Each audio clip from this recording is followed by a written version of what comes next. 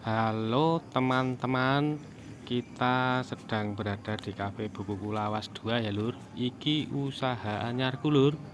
Cabang kedua, panggone neng mburi UNS. Ayo mlebu lur. Tak kei ngerti piye suasanane. Dadi iki ning ngarepan, engko nek arep mlebu tekan teras, kuwi arah kiri munggah tangga kae neng kafe. Iki mlebu sik lur, ndeloki toko buku. Neng nggon ngisor kene iki, lantai ngisor kene iki dienggo toko buku, library dan toilet. Yo, kowe iso pilih-pilih buku neng kene. Bukune ora ana sing anyar lur. Bukune lawas kabeh.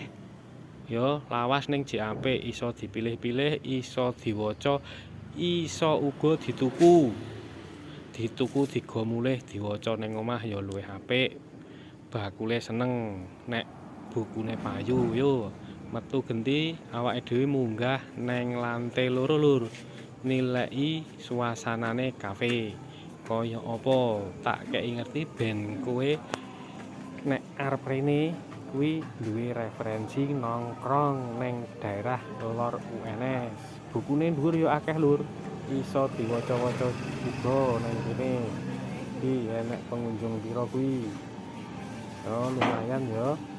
Iki suasanane ning dhuwur iki, ngene iki. Dadi semi terbuka nganggo omah joglo lur. Kae enek wong pira hitungan. Aku ora iso ngitung.